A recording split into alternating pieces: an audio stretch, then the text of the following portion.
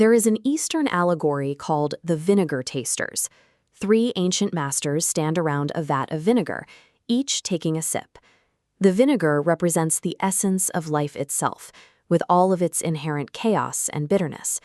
The first man, Confucius, winces. To him, life is sour, and it requires strict rules and rituals to correct. The second man, the Buddha, looks disgusted. To him, life is bitter, a cycle of suffering that we must diligently escape. But the third man, Laozi, the author of the Tao Te Ching, smiles. He tastes the exact same vinegar, but to him it tastes exactly as it should. The universe is not broken. Thousands of years later, we are still drinking from that same vat. But instead of smiling, we are exhausted. Why does the modern mind feel so drained fighting a universe that is exactly as it should be? We treat daily life as a war of attrition.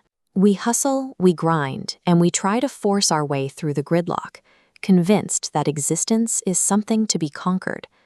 The writer David Foster Wallace observed that our default setting is to feel imperially alone. We operate under the delusion that we are isolated entities, constantly having to defend ourselves against a hostile world.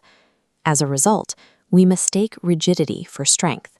We build egos like the mighty oak, standing stiff, waiting to splinter. But Laozi diagnosed this. The rigid are disciples of death. The flexible are disciples of life. The grass yields and survives the storm. To stop breaking under the pressure of modern life, we have to abandon brute force. We have to look past the chaos of our daily routines and uncover the hidden architecture of the cosmos. Laozi's account of the universe's origin mirrors several foundational concepts in modern cosmology, specifically the transition from a singular, unnameable source into the vast complexity of the material world. In modern physics, the quantum vacuum is not an empty void. It is a highly active state of limitless, unseen potential energy, where particles constantly emerge into reality and vanish back into nothingness. This illustration details a concept Laozi described 2,500 years ago as the bellows of creation. He observed that the empty space between heaven and earth functions exactly like a bellows, empty yet limitlessly fecund, constantly generating the wind and matter of existence. This graphic tracks that exact progression. We move left to right from the unmanifested Tao to the undifferentiated One, the opposing forces of yin and yang, the harmonized three, and finally the complex material universe, the 10,000 things. Because every single piece of physical matter emerges from that exact same unmanifested source, your boundary with the cosmos is an illusion. You are a localized expression of the whole. If we are unified with the cosmos, why do our minds suffer so much anxiety? The culprit is the ego, splitting the world into good and bad, success and failure. We exhaust ourselves striving exclusively for the light, while frantically suppressing the dark. In modern psychology, Carl Jung identified this suppressed darkness as the shadow.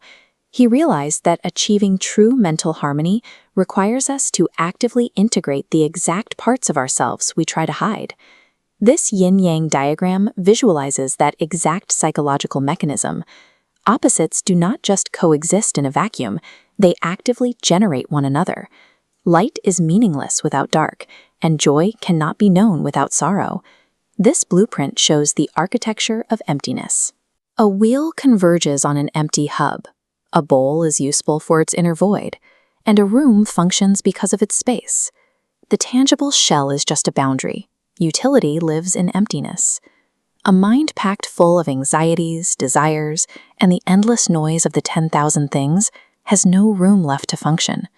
True clarity requires actively cultivating mental emptiness, creating the wide-open space necessary for the universe's natural intelligence to enter. The Tao Te Ching offers a specific, practical method for cultivating this emptiness, Wu Wei.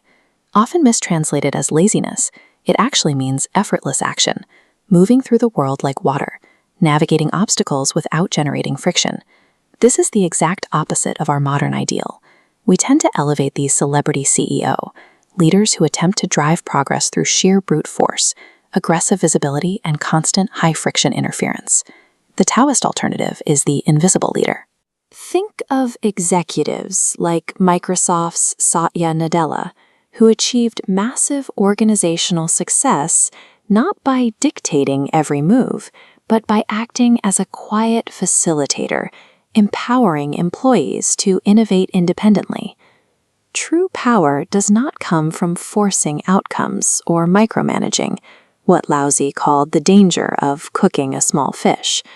It comes from stepping back and becoming the empty space where success can happen naturally. This practice of yielding eventually extends to our ultimate human anxiety, the cycle of life and death. This cycle illustrates that human mortality is not a final destruction. We are a temporary coming forth from the Tao. Death is simply the process of returning to our original root. By repositioning ourselves within these broader rhythms, the exhaustion of constant striving begins to ebb. When we stop trying to push against the river's current, we start to experience the effortless support of the stream itself. In this stillness, we discover that the way of the Tao is not a destination to be reached, but the very ground upon which we have always stood. Thank you for watching. If this touched something real inside you, please share with someone who needs it. And if you want to go deeper, subscribe and thank you.